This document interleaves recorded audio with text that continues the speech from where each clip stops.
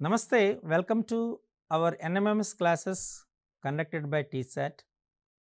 As you know that in the NMMS classes, we are going to discuss about two areas. One is called MAT, Mental Ability Test, and the second one is SAT, Scholastic Aptitude Test. Okay, in mental ability test, we have two kinds of questions. One is a verbal reasoning and the second one is a non-verbal reasoning. In this verbal reasoning, we have so many kinds of questions like series, classification, analogy, dice, calendar, time and distance. Okay, like we have nearly 26 kinds of questions. So one of it is cause and effect, which comes under the verbal reasoning. In this, we have two statements. One statement gives or connect with the another statement. Generally, it's a little bit of different from the assertion and reasoning. మీరు assertion రీజనింగ్లో రెండు statements మధ్య ఉన్న సంబంధం ఒక రకంగా ఉంటుంది. Cause and ఎఫెక్ట్లో ఉన్న రెండు స్టేట్స్ మధ్య ఉన్న సంబంధం వేరే రకంగా ఉంటుంది. రెండు కూడా ఒకే రకమైనటువంటి భావనలతో ఏర్పాటు చేయబడినవే కానీ ఇచ్చిన డిఫైన్ చేసే విధానం మాత్రం వేరేగా ఉంటుంది. అసర్షన్ అండ్ రీజనింగ్లో first statement is correct, second statement is correct and second statement is a correct reason for the first స్టేట్మెంటే ఆప్షన్ ఏ అని సూచిస్తాం. మరి కాజ్ అండ్ ఎఫెక్ట్లో ఇక్కడ ఏం చేస్తారంటే first statement is effect cause and second statement is effect అయిందనుకోండి. అంటే ఫస్ట్ స్టేట్మెంట్ అనే కాజ్ వలన వచ్చిన ఎఫెక్ట్ ఫస్ట్ సెకండ్ స్టేట్మెంట్ అయితే మనం ఆప్షన్ ఏ అని సూచిస్తాం. చూసారా ఈ రెండింటి మధ్య ఉన్నటువంటి వ్యత్యాసం. అక్కడ ఆప్షన్ ఏ అసర్షన్ అండ్ రీజనింగ్లో అక్కడ ఆప్షన్ ఏ ఎప్పుడు సూచిస్తాం? First statement is correct and second statement is correct, but second statement is a correct explanation for the first statement, then we will choose the option A in assertion and reasoning. మరి ఇక్కడ cause and effects అలా కాదు. First statement అనేటువంటి cause అవ్వాలి, second statement అనేటువంటిది first statement అనేటువంటి cause వలన వచ్చిన ఎఫెక్ట్ అవ్వాలి. ఈ వ్యత్యాసాన్ని మీరు జాగ్రత్తగా గమనించగలిగితే మనకు సులభంగా అయిపోతుంది. అలాగే దీనికి ఒక ఇంటిగ్రేటెడ్ నాలెడ్జ్ కావాలి. కేవలం సింపుల్గా ఒక క్యాలిక్యులేషన్ ద్వారా చేసేది కాకుండా లాట్ ఆఫ్ రీజనింగ్ ఉంటుంది. ఆ రెండింటి మధ్య ఉన్నటువంటి సంబంధం ఏంటి, ఏది కాజు ఏది ఎఫెక్టు, లేదా కామన్ కాజుకు ఉన్నటువంటి ఈ రెండు కూడా స్టేట్మెంట్స్ ఎఫెక్ట్స్ అవుతాయా లేదా బోత్ ఆర్ ఇండిపెండెంట్ ఎఫెక్ట్స్ అవుతాయా అనేటువంటిది అంశాన్ని మీరు ఈ శీర్షికలో నేర్చుకోవాల్సి ఉంటుందన్నమాట. దీనికోసం మనం కొన్ని స్టేట్మెంట్స్ అవి తీసుకుందాం. ప్రీవియస్ పేపర్స్లో వచ్చినటువంటి స్టేట్మెంట్స్ తీసుకుని ఏ ఆప్షన్ కరెక్ట్ అయినటువంటిది మనం చూద్దాం. ఓకే, ఇప్పుడు ఫస్ట్ మనం చూద్దాం statements. Large number of primary schools in the rural areas is run by only one teacher. చాలా అధిక సంఖ్యలో గ్రామీణ ప్రాంతాల్లో ఉన్నటువంటి ప్రాథమిక పాఠశాలలో ఏకోపాధ్యాయులు ఉంటారు, సింగిల్ టీచర్స్ ఉన్నారు అనేటువంటిది చెప్పడం జరిగింది. Second statement, there has been huge drop out from the primary schools in the rural areas. గ్రామీణ ప్రాంతాల్లో ఈ బడి మానేసేటువంటి విద్యార్థుల సంఖ్య చాలా ఎక్కువగా ఉంటుంది అనేది రెండో స్టేట్మెంట్ చెప్తున్నారు. చూసారా, ఈ రెండు స్టేట్మెంట్స్ చాలా ఈ ప్రజెంట్ సిచ్యుయేషన్ని కరెంట్ సినారియోని తెలియజేస్తున్న స్టేట్మెంట్స్. గ్రామీణ ప్రాంతాల్లో మీరు చూస్తే చాలా స్కూల్స్లో కేవలం సింగిల్ టీచర్ ఉంటాడు, ఏకోపాధ్యాయుడు ఉండడం జరుగుతుంది. మనకు 5 క్లాసులు ఉంటాయి, ప్రైమరీ స్కూల్స్ అంటే 5 క్లాసులు ఉంటాయి, first second third fourth fifth. ఈ 5 క్లాసులకి ఒకే ఒక టీచర్ ఉంటున్నాడు అనేటువంటిది మొదటి స్టేట్మెంట్ చెప్తుంది. మరి 5 క్లాసులకి ఒకే టీచర్ ఉంటే 5 క్లాసులకి ఎలా చెప్తాడు? అలాగే వీటితో పాటు కనీసం 3 సబ్జెక్ట్స్ ఉంటాయి. ఆ 3 సబ్జెక్ట్స్ ఏంటి? మ్యాథ్స్ ఉంటుంది, ఈవీఎస్ ఉంటుంది, ఎన్విరాన్మెంటల్ సైన్సెస్ ఉంటాయి కదా, మ్యాథ్స్ అండ్ తెలుగు ఉంటుంది, లాంగ్వేజ్ ఉంటుంది. ఈ 3 సబ్జెక్టులను నేర్చుకోవాలి. ఒకే టీచరు 3 సబ్జెక్టులు ఉంటాయి. మనకు థర్డ్ క్లాస్ నుంచి మ్యాథ్స్, సైన్స్, ఈవీఎస్ ఉంటుంది. అవి ఈ మూడింటిని ఇన్ని సబ్జెక్టులు ఒకే టీచర్ చెప్పడం అనేటువంటి సాధ్యము కాని పని, కష్టతరమైనటువంటి పని కదా, ఇది జరుగుతుంది. ఇలా ఉంది అని ఫస్ట్ స్టేట్మెంట్ చెప్తున్నారు. మరి సెకండ్ స్టేట్మెంట్ ఏం చెప్తుంది? There has been huge drop out. విద్యార్థుల యొక్క బడి మానేసే సంఖ్య బాగా ఎక్కువగా ఉంటుంది గ్రామీణ ప్రాంతాల్లో అన్నాడు. ఈ 2 స్టేట్స్ మధ్య ఒక రకమైన సంబంధం ఉందా లేదా మీరు నాకు చెప్పండి. ఖచ్చితంగా ఉండి తీరాలి కదా! ఎప్పుడైతే గ్రామీణ ప్రాంతాల్లో ఉన్నటువంటి ప్రాథమిక పాఠశాలలో ఈ ఏకోపాధ్యాయులు ఉంటున్నారో ఖచ్చితంగా అతను తన వృత్తి ధర్మాన్ని పూర్తిగా నిర్వర్తించలేడు. ఎప్పుడైతే నిర్వర్తించలేడో విద్యార్థులు కూడా ఆ స్కూల్లో చేరే అవకాశాలు తగ్గిపోతాయి. అంటే డ్రాప్ అవుట్స్ పెరిగిపోతాయి. అంటే ఒకవేళ మీరు ఫస్ట్ స్టేట్మెంట్ని కాజ్గా అనుకుంటే సెకండ్ స్టేట్మెంట్ దాని యొక్క ఎఫెక్ట్గా మనం చూడొచ్చు. ఒకసారి ఇప్పుడు మనం చూద్దాం. Since large numbers of primary schools in the rural areas are run by only one teacher, so there has been a huge drop out from the primary schools in the rural area. అంతే కదా, ఇది వాస్తవం. ఎప్పుడైతే ఏకోపాధ్యాయ పాఠశాలలు అనేటువంటివి గ్రామీణ ప్రాంతాల్లో ఉన్నాయో ఒక్కో ఉపాధ్యాయుడు 5 తరగతులకి ఒక్కొక్క క్లాసులో ఉన్న 3 సబ్జెక్ట్స్ని అన్నిటినీ చెప్పటం అనవలసిన అవసరం వస్తే ఇది సాధ్యము కాదు. కాబట్టి తల్లిదండ్రులు ఆ పాఠశాలకి విద్యార్థులను పంపించడానికి సముఖత చూపరు.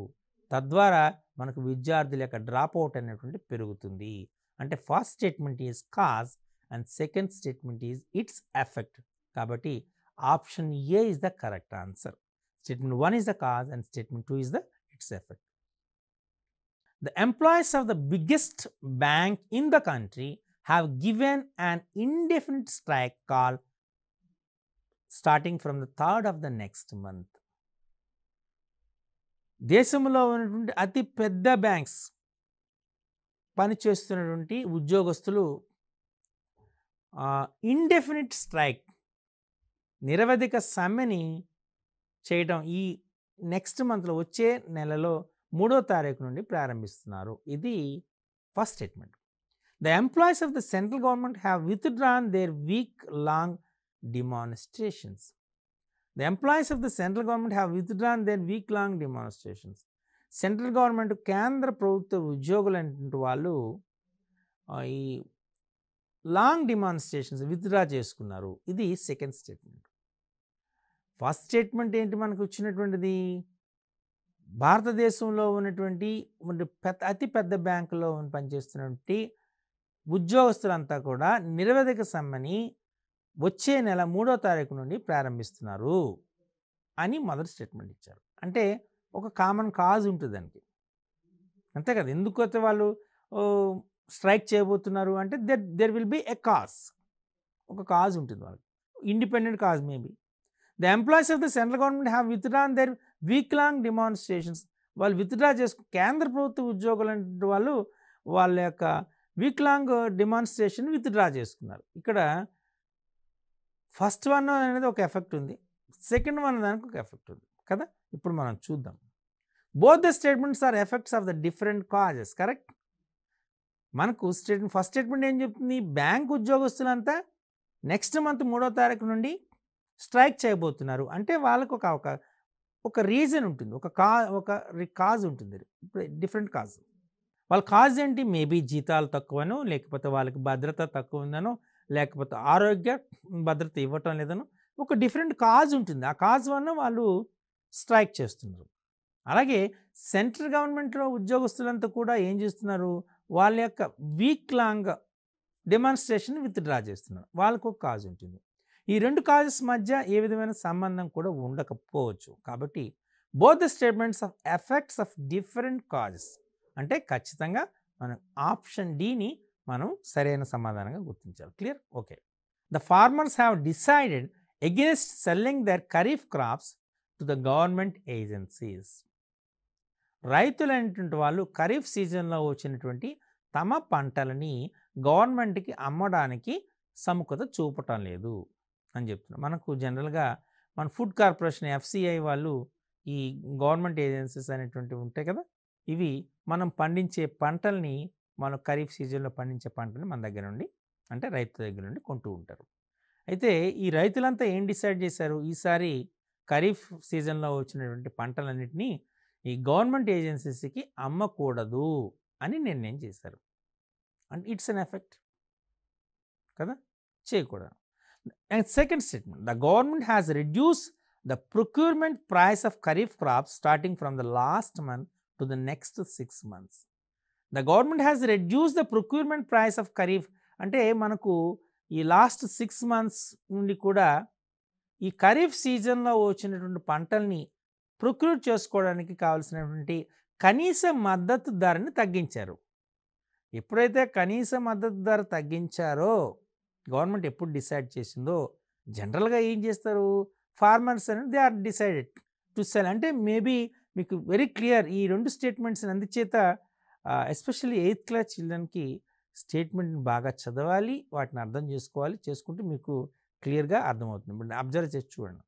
Since the government has reduce the procurement prices kharif crops starting from the last month to the next 6 months, therefore the farmers have decided against selling their kharif crops to the government agencies. అంటే statement 2 అనేది మనకు cause అవుతుంది, దాని యొక్క effect statement 1 అవుతుంది. ఎందుచేత ఈ ఖరీఫ్ పంటలో ఖరీఫ్ సీజన్లో వచ్చిన పంటలని ప్రొక్యూర్ చేసుకునే విధానంలో వాళ్ళు ఇచ్చే కనీస మద్దతు ధరని వాళ్ళు తగ్గించారంటే ఖచ్చితంగా రైతులు ఏం చేస్తారు, ఈ పంటని గవర్నమెంట్ ఏజెన్సీకి అమ్మడానికి ఇష్టం చూపరు, సముఖత చూపరు. కాబట్టి statement 2 is the effect and statement 1 is the cause. So statement 2 is the cause and statement 1 is the effect. కాబట్టి it's very clear, option B is the correct answer. Clear? Okay. Many people visited the religious places during the weekend. వారాంతంలో చివరి రోజు అంటే శని ఆదివారాల్లో జనరల్గా ప్రజలు అనేటువంటి వాళ్ళు చాలామంది రిలీజియస్ ప్లేసెస్, మత సంబంధించినటువంటి ధార్మిక ప్రదేశాలని సందర్శిస్తూ ఉంటారు. ఇది మొదటి statement. Few people visited the religious places during the week days. కొద్దిమంది ప్రజలు వారంలో కూడా ఈ ధార్మిక ప్రదేశాలని అంటే గుళ్ళు, గోపురాలు, మసీదులు వీటన్నిటిని కూడా విజిట్ చేస్తారని స్టేట్మెంట్ ఇచ్చారు. ఇప్పుడు చూద్దాం. Both the statements 1 and 2 are the effects of some common cause. అంతేనా? ఏం చేస్తారు, వారాంతంలో జనరల్గా ప్రజలంటువాడు ధార్మిక ప్రదేశాలకు వెళ్ళి సందర్శన చేస్తూ ఉంటారు. వారాంతపు సెలవులు వస్తాయి, శని ఆదివారాలు వస్తాయి కాబట్టి వాళ్ళు అమ్యూజ్మెంట్ పార్క్స్ అయినా పోతారు, లేక గుడి గోపురాలకైనా పోతారు, వెళ్తారు. There is a common cause. అంటే ఆ టైంని వాళ్ళు సద్వినియోగం చేసుకోవాలి. వారమంతా పని చేసిన తర్వాత వాళ్ళు రిఫ్రెష్ అవ్వడానికి కొద్దిమంది అమ్యూజింగ్ పార్క్ పోతారు, కొద్దిమంది ఇంటి దగ్గర రెస్ట్ తీసుకుంటారు, కొద్దిమంది పుణ్యక్షేత్రాలని సందర్శిస్తారు. There is a common cause. Correct, there is a cause. And second one ఏం చేస్తారు, చాలామంది అంటే కొద్దిమంది, అందులో కొద్దిమంది ఈ వారపు రోజుల్లో కూడా ఈ పుణ్యక్షేత్రాలను సందర్శిస్తారు. ఎవరైనా ఈ పుణ్యక్షేత్రాలను సందర్శించడానికి రీజన్ ఏంటంటే మనసు ప్రశాంతత పొందడానికి, అలాగే మనలో ఉన్నటువంటి ధార్మిక భావాలని ఎలివేట్ చేసుకోవడానికి చేస్తారు. రెండింటికి ఒక కామన్ కాజ్ ఉంది. పుణ్యక్షేత్ర సందర్శన తీసుకున్నాం, visiting is a holistic places అనేటువంటిది there is a common cause.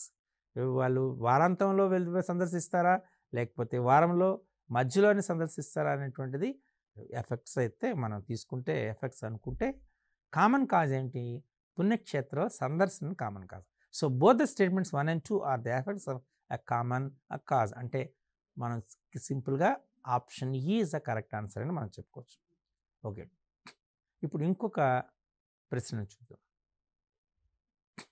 All the schools in the area had to be kept closed for the most part of the week. ఒక నిర్దిష్టమైన ప్రదేశంలో ఉన్నటువంటి అన్ని స్కూల్స్ కూడా part of the week, most part of the ఈ వారంలో చాలా రోజులు క్లోజ్ చేసి ఉన్నాయి అని చెప్పారు. Many parents have withdrawn their children from the local schools. చాలామంది పేరెంట్స్ అండ్ చాలామంది తల్లిదండ్రులు ఈ లోకల్ స్కూల్స్లో ఉన్నటువంటి చదువుతున్న విద్యార్థుల్ని ఆ స్కూల్ మాన్పించారు, విత్డ్రా చేసుకున్నారు అని స్టేట్మెంట్.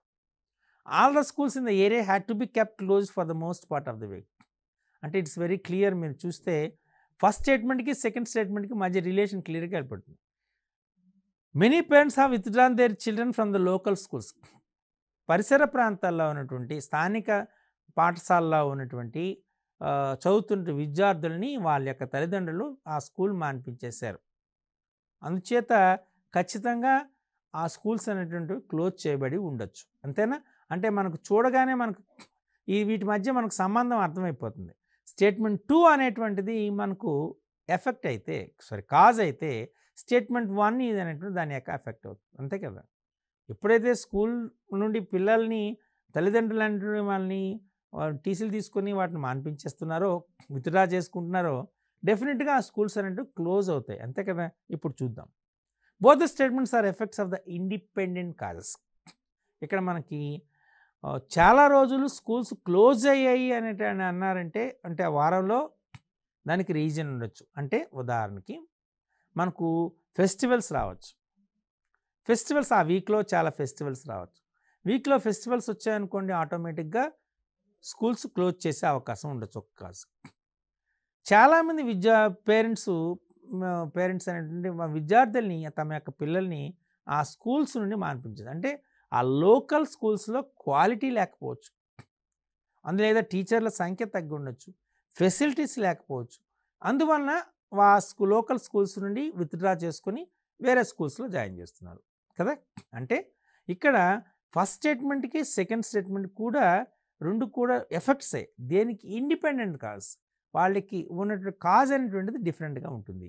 కాబట్టి both the statements are effects of independent causes అని మనం క్లియర్గా చెప్పొచ్చు. అంటే ఆప్షన్ డిని మనం చూస్ చేసుకునే అవకాశం ఉంటుంది. The literacy rate in the district has been increasing for the last 4 years. The literacy rate in the district has been increasing for the last 4 years. జిల్లా, డిస్ట్రిక్ట్ అంటే జిల్లా. ఒక జిల్లాలో ఈ అక్షరాస్యత శాతం అనేటువంటిది గత 4 సంవత్సరాలుగా బాగా పెరిగింది. Literacy rate in the district has been increasing. గత 4 సంవత్సరాలుగా ఈ అక్షరాస్యత శాతం పెరిగింది. ఇది first statement. The district demonstration has conducted extensive training program for the workers involved in the literacy drive. District administration అంటే జిల్లా యంత్రాంగం అనేటువంటిది, జిల్లా యంత్రాంగం ఒక ఎక్స్టెన్సివ్ అంటే కంప్లీట్గా ఆ జిల్లాలో పనిచేస్తున్నటువంటి వర్కర్స్కి వాళ్ళ యొక్క లిటరసీని పెంచడానికి ప్రత్యేకంగా ట్రైనింగ్ ప్రోగ్రామ్స్ లిటరసీ డ్రైవ్ని కండక్ట్ చేసింది. అంటే మీకు ఇక్కడ మనకు క్లియర్గా తెలిసిపోతుంది. Literacy rate in the district has been increase for the last 4 years. అక్షరాస్యతం పెరిగింది. ఎందుకు పెరిగింది? రీజన్ ఏంటంటే డిస్ట్రిక్ట్ అడ్మినిస్ట్రేషన్ అనేటువంటిది ఆ డిస్ట్రిక్ట్లో పనిచేస్తున్నటువంటి ఎంప్లాయీస్ అందరికీ, వర్కర్స్ అందరికీ లిటరసీ డ్రైవ్ కండక్ట్ చేసి ట్రైనింగ్ ప్రోగ్రామ్స్ కండక్ట్ చేసింది. అంటే ఇది మనకు ఎఫెక్ట్ అవుతుంది, మనం తీసుకున్న దానికి కాజ్ అవుతుంది. అండ్ ఎఫెక్ట్ ఏమవుతుంది? లిటరసీ రేట్ అవుతుంది. అంటే మనం ఇప్పుడు చూద్దాం. As the district administration has conducted extensive training program for the workers involved in the literacy drive, therefore the literacy in the district has been increasing for the last 4 years. ఎప్పుడైతే రాష్ట్ర లేదా జిల్లా యంత్రాంగం అనేటువంటిది ప్రత్యేక శ్రద్ధను చూపి ఆ జిల్లాలో పనిచేస్తున్నటువంటి అందరు వర్కర్స్ యొక్క అక్షరాస్యతను పెంచడానికి స్పెషల్ డ్రైవ్ని కండక్ట్ చేసి ట్రైనింగ్ ప్రోగ్రామ్స్ ఎప్పుడైతే కండక్ట్ చేస్తుందో ఖచ్చితంగా వాళ్ళంతా కూడా అక్షరాస్యులుగా మారే అవకాశం ఎక్కువ ఉంటుంది. కాబట్టి ఆ రాష్ట్రం యొక్క లేదా జిల్లా యొక్క అక్షరాస్యత శాతం పెరిగే అవకాశం ఉంటుంది. కాబట్టి it's very clear. Statement 2 is the cause and statement 1 is its effect. ఎప్పుడైతే ట్రైనింగ్ అనేటువంటిది ఇచ్చారో లిటరసీ డ్రైవ్లో ఖచ్చితంగా ఆ రాష్ట్రం యొక్క లేదా జిల్లా యొక్క లిటరసీ రేట్ అనేది పెరుగుతూ ఉంటుంది. So option B is a correct answer. ఇంకో స్టేట్మెంట్ చూద్దాం. The car manufacturing companies have recently increase the price of mid sized cars. అంటే మధ్య రకంగా ఉన్నటువంటి కార్లు, మనకు చిన్న కార్లు ఉంటాయి, అలాగే మధ్య రకంగా ఉంటాయి, పెద్ద కార్లు ఉంటాయి కదా. ఈ 3 రకాలైనటువంటి కార్లు అనేటువంటి లగ్జరీ కార్స్ అని అంటాం కదా. ఈ రకం కార్లు ఉంటాయి. అయితే మనం ఇప్పుడు ఏం చేస్తుంది, ఈ కార్లు తయారు చేసే కంపెనీ అనేటువంటిది ఈ మధ్య రకంగా ఉన్నటువంటి కార్ల యొక్క రేటుని మనకు ఇంక్రీజ్ చేసింది. వాళ్ళ యొక్క ధరని పెంచింది. ఇది స్టేట్మెంట్ 1. నౌ స్టేట్మెంట్ 2 ఏం చెప్పాడు? The government recently increased the duty on mid sized cars. అంటే ఈ మధ్య రకమైనటువంటి కార్ల పైన వేసేటటువంటి ఈ పన్నుని పెంచింది, గవర్నమెంట్ పెంచిందని. అంటే మీకు ఇప్పుడు క్లియర్గా తెలిసిపోతుంది ఇక్కడ. గవర్నమెంట్ అయితే ఎప్పుడైతే ట్యాక్స్ పెంచిందో డెఫినెట్గా ఆ కారు యొక్క ధర అయితే పెరుగుతుంది, అంతే కదా. అంటే the government recently increase the duty on mid sized cars అనేది కాజ్ అయితే, కార్ మ్యానుఫ్యాక్చరింగ్ కంపెనీ అనేటువంటిది ఈ మిడ్ సైజ్డ్ కార్స్ యొక్క రేట్ని పెంచడం అనేటువంటిది ఎఫెక్ట్ అవుతుంది. కాబట్టి statement 2 is the cause, statement 1 is the effect అని మనం క్లియర్గా చూడకుండానే మనం చెప్పవచ్చు, అంతేనా. Since the government has recently increased the duty on mid sized cars, therefore the car manufacturing companies have recently increased the price of mid-sized cars. మధ్య రకమైనటువంటి కార్లు అంటే మనం జనరల్గా చూస్తూ ఉంటాం, 3-4 లక్షల ఖరీదు చేసేటటువంటి కార్లు ఉంటాయి, చిన్న కార్లు ఉంటాయి. అలాగే మనకు 5-15 లక్షల ఖరీదు చేసిన కార్లు ఉంటాయి, దాన్ని జనరల్గా మిడ్ సైజ్డ్ కార్స్ అంటాం. అలాగే 15 లక్షల నుండి సుమారు ఇంకా ₹1,00,00,000 వరకు కూడా లగ్జరీస్ కార్స్ అని కూడా అంటాం. ఈ రకమైన వర్గీకరణ అంటే జరుగుతుంటుంది. గవర్నమెంట్ ఏం చేసింది? ఈ మిడ్ సైజ్డ్ కార్స్ పైన అని ఉన్న ట్యాక్స్ని పెంచింది. ఎప్పుడైతే ట్యాక్స్ పెంచిందో ఈ కంపెనీలు ఏం చేస్తున్నాయి? ఈ కార్లు తయారు చేసే కంపెనీలు ఆ రకమైనటువంటి కార్ల పైన లేదా వాటి కాస్ట్ పైన పెరుగుదలను సూచించడం జరిగిందనమాట. అంటే ఇందులో స్టేట్మెంట్ 2 అనేటువంటిది కాజ్ అయితే దాని ఎఫెక్ట్ అనేది స్టేట్మెంట్ 1 అవుతుంది. కాబట్టి మనం ఆప్షన్ బిని కరెక్ట్ ఆప్షన్గా సూచించాలి. ఇప్పుడు మరొక స్టేట్మెంట్ని చూద్దాం, మరొక ప్రాబ్లం చూద్దాం.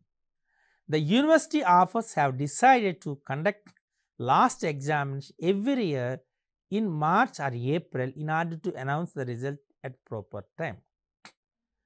ఉస్మానియా అంటే మనం ఉస్మానియా యూనివర్సిటీ కానీ, ఆంధ్ర యూనివర్సిటీ కానీ, ఇలా ఏ యూనివర్సిటీ తీసుకున్నా జనరల్గా కాకతీయ యూనివర్సిటీ కానీ, లేకపోతే సెంట్రల్ యూనివర్సిటీ కానీ, ఇలా డిఫరెంట్ యూనివర్సిటీస్ ఏ యూనివర్సిటీస్ తీసుకున్నా జనరల్గా వాళ్ళు ఒక పాలసీ మ్యాటర్ని డిసైడ్ చేస్తారు. ఇది ఏంటంటే ప్రతి సంవత్సరము వాళ్ళు మార్చి లేదా ఏప్రిల్ నెలలో ఎగ్జామినేషన్ కండక్ట్ చేస్తారు. మీకు కూడా ఈ డౌట్ రావచ్చు కదా, ఏంటంటే మార్చ్ ఏప్రిల్లోనే ఎగ్జామినేషన్ ఎందుకు కండక్ట్ చేస్తారు, మనకి యాన్యువల్ ఎగ్జామినేషన్ ఎందుకు కండక్ట్ చేస్తారు అనేటువంటిది మీకు ఒక డౌట్ వస్తుంది కదా. ఇది వాస్తవం. దేనికంట? In order to announce the results at proper time. ప్రతి సంవత్సరం కూడా మనకు జూన్ నుంచి మీరు ఇప్పుడు 8th క్లాస్ పిల్లలు కాబట్టి మీరు అబ్జర్వ్ చేస్తే జూన్ నుంచి అకాడమిక్ ఇయర్ స్టార్ట్ అవుతుంది చేసి మనకు March end of the March నుంచి కానీ ఏప్రిల్ ఫస్ట్ వీక్లో కానీ ఫైనల్ ఎగ్జామ్ యాన్యువల్ ఎగ్జామినేషన్స్ అయిపోయి ఎండ్ ఆఫ్ ద ఏప్రిల్తో ఆ అకాడమిక్ ఇయర్ క్లోజ్ అవుతుంది. May April end of the April and May పూర్తిగా మనకు వేసవి సెలవులను ప్రకటించడం జరుగుతుంది. ఇది మీరు బాగా చూస్తున్నటువంటి అలవాటు పడినటువంటి వ్యవస్థ కదా. Universities also generally offer to decide the last examination to conduct the last examination on the every year the March are April. దేనికోసం పెడుతున్నారు?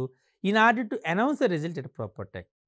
ఏప్రిల్లో మార్చిలో కానీ ఏప్రిల్లో కానీ ఎండ్ ఆఫ్ ద మార్చ్ కానీ ఫస్ట్ వీక్ ఆఫ్ ఏప్రిల్లో కానీ ఎగ్జామినేషన్ కండక్ట్ చేస్తే ఆ పేపర్ని వాల్యూ చేసి దాని రిజల్ట్స్ని మనకు మ్యాక్సిమం అంటే in the month of April end of the ఏప్రిల్లో కానీ లేదా అంటే ఫస్ట్ వీక్ ఆఫ్ మేలో కానీ మనకు ఎగ్జామినేషన్స్ యొక్క రిజల్ట్స్ అనౌన్స్ చేసి వాటికి సప్లిమెంటరీ కూడా ఎగ్జామినేషన్ కండక్ట్ చేసి జూన్ నెలలో కొత్త అకాడమిక్ ఇయర్ స్టార్ట్ అయ్యేటప్పుడు కొత్తగా మా విద్యార్థులు జాయిన్ అయ్యే అవకాశాన్ని కల్పిస్తుంది. అంతేనా?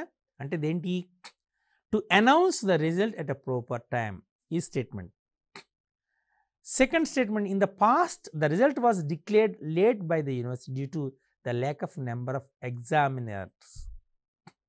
Past the result was declared late by the university due to the lack of members of examiners.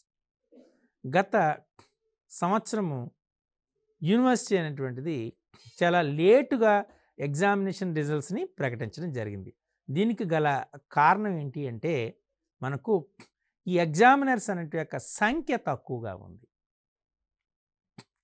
ఈ ఎగ్జామినర్ యొక్క సంఖ్య తక్కువగా ఉంది అనేటువంటిది అని ఉండడం వల్ల రిజల్ట్ ఇది ఒక effect. It's one kind of effect. You must have decide to conduct last exam every in the March April అనేటువంటిది ఇదొక ఎఫెక్ట్. సో మనకేమవుతుంది, since in the past the result was declared late by university, it has decided to conduct the exam in the March April in order to announce the result in a proper time. అంటే ఇక్కడ ఏం జరిగింది, ఎగ్జామినర్లు అయితే ఎప్పుడైతే తక్కువ సంఖ్యలో ఉన్నారో అందుచేత ఎగ్జామినేషన్ కండక్ట్ చేయటము, దాని రిజల్ట్ ఇవ్వడం అనేది లేట్ అయింది. కాబట్టి in order to maintain proper order, proper time, the రిజల్ట్స్ని మనం ప్రాపర్ టైంలో అనౌన్స్ చేయడానికి మార్చ్ అండ్ ఏప్రిల్ నెలలో ఎగ్జామినేషన్ యూనివర్సిటీ కండక్ట్ చేస్తుంది. అంటే it's very clear, since in the past the result was declared late by university, it is decided to conduct the exam in March in April in order to announce the result at proper time. అంటే statement 2 అనేది cause అవుతుంది, statement 1 is its effect అవుతుంది. అంతేనా? ఎందుచేత ఎగ్జామినర్ల యొక్క సంఖ్య తక్కువగా ఉండడం వల్ల, ఎగ్జామినేషన్ ప్రాపర్ టైంలో కండక్ట్ చేయలేకపోవడం వల్ల రిజల్ట్స్ అనేవి లేట్ అయ్యాయి. కాబట్టి ఈ సంవత్సరము రిజల్ట్స్ని ప్రాపర్ టైంలో అనౌన్స్ చేయడానికి ముందుగానే మార్చ్ అండ్ ఏప్రిల్ నెలలో ఎగ్జామినేషన్ కండక్ట్ చేస్తున్నారు. అంటే statement 2 is the cause and statement 1 is its effect. Clear? ఈ రకంగా మనం ఆప్షన్ బిని చూస్ చేసుకోవాల్సి ఉంటుంది. The state government has announced a special tax package for the new industries to be setup in the state. రాష్ట్ర ప్రభుత్వం అనేటువంటి ఒక స్పెషల్ ట్యాక్స్ ప్యాకేజీని నూతనంగా కొత్తగా ఏర్పడుతున్నటువంటి ఈ ఇండస్ట్రీస్కి, అంటే మనం నూతన పారిశ్రామిక విధానం అనేటువంటి స్టేట్ గవర్నమెంట్ అనౌన్స్ చేసి ఎవరైతే కొత్త కంపెనీలు పెడుతున్నారో వాళ్ళకి స్పెషల్ ట్యాక్స్ ప్యాకేజ్ అనేది గవర్నమెంట్ అనౌన్స్ చేసింది. Last year the state government had hiked the taxes for all industries activities in the state. క్రిత సంవత్సరం రాష్ట్ర ప్రభుత్వం ఏం చేసింది, అన్ని ఇండస్ట్రీస్ యొక్క యాక్టివిటీస్ని పైన వేసేటువంటి ట్యాక్స్ని పెంచింది. ఇది 2 ఇక్కడ చూసుకోండి. ఇక్కడ మీరు జాగ్రత్తగా చూస్తే లాస్ట్ ఇయర్ రాష్ట్ర ప్రభుత్వం అన్ని కంపెనీల పైన, వాటి యొక్క యాక్టివిటీస్ పైన ఉన్న ట్యాక్స్ని పెంచింది. ఎప్పుడైతే ట్యాక్స్ పెంచిందో జనరల్గా ఏం చేస్తారు, న్యూ ఎంటర్ప్రైనర్స్ ఎవరైతే ఔత్సాహిక పారిశ్రామికవేత్తలు ఎవరు వస్తారో కొత్త కంపెనీని స్టార్ట్ చేయాలంటే ఆలోచిస్తారు. ఎప్పుడైతే కొత్త కంపెనీని ఆలోచిస్తారో దానివల్ల ఏమవుతుంది, కొత్త కంపెనీలు అనేటువంటి స్టార్ట్ అయ్యే అవకాశాలు తక్కువ అవుతాయి. దాన్ని అవాయిడ్ చేసుకోవడానికి గవర్నమెంట్ ఏం చేస్తుంది, ఈ special tax package for the new industries అనేది గవర్నమెంట్ జనరల్గా చేస్తుంది. అంటే మనకి క్లియర్గా ఏమవుతుంది, 2 ఈజ్ ద కాజ్ అయితే 1 ఈజ్ ఇట్స్ ఎఫెక్ట్ అని అనుకోవచ్చు. అంతే కదా? ఇప్పుడు మనం చూద్దాం దాన్ని ఎలా ఉంటుందో. Because due to hike of the taxes last year the state government has announced the special tax package the new industries to be setup in the state. ఎప్పుడైతే లాస్ట్ ఇయర్ అన్ని రాష్ట్రంలో ఉన్నటువంటి అన్ని కంపెనీల యొక్క యాక్టివిటీస్ పైన మనకు అంటే ప్రొడక్షను, ట్రాన్స్పోర్టు, అన్నిటిపైన ఈ ట్యాక్స్ పెంచిందో న్యూ ఇండస్ట్రియలిస్ట్ ఏమవుతారు, కొత్త పారిశ్రామికవేత్తలు ఇవి స్టార్ట్ చేయాలంటే ఆలోచన పడతారు. ఈ ఆలోచనను తప్పించడానికి స్పెషల్ ప్యాకేజీని ప్రకటించింది. దానివల్ల ఈ పారిశ్రామికవేత్తలు కొత్త ఫ్యాక్టరీస్ పెట్టే అవకాశాలు పెరుగుతాయి. అంటే statement 2 is the cause and statement 1 is the effect. కాబట్టి which option is correct? Option B is correct. Clear? ఈ రకంగా మనకు 2 స్టేట్మెంట్స్ ఇస్తారు. 2 స్టేట్మెంట్ని మనం జాగ్రత్తగా చదవాలి. చదివి ఏది కాజ్ అవుతుంది, ఏది ఎఫెక్ట్ అవుతుంది, 2 కాజెస్ అవుతాయా, 2 ఎఫెక్ట్స్ అవుతాయా, 2 ఇండిపెండెంట్ ఎఫెక్ట్స్ అవుతాయా, లేదా 2 కూడా కామన్ కాజ్ వలన ఉన్నటువంటి ఎఫెక్ట్స్ అవుతాయా అనేటువంటిది మీరు చాలా జాగ్రత్తగా అబ్జర్వ్ చేయవలసి ఉంటుంది. క్లియర్? ఇది కాజ్ అండ్ ఎఫెక్ట్ పైన ఇచ్చేటటువంటి క్వశ్చన్స్ అనమాట. మనం మరికొన్ని క్వశ్చన్స్ని మరో శీర్షికలో చూద్దాం. సో డెఫినెట్గా ఈ కాజ్ అండ్ ఎఫెక్ట్ పైన మీకు ఒక క్లారిటీ వస్తుంది అనేటువంటి అభిప్రాయంతో సెలవు.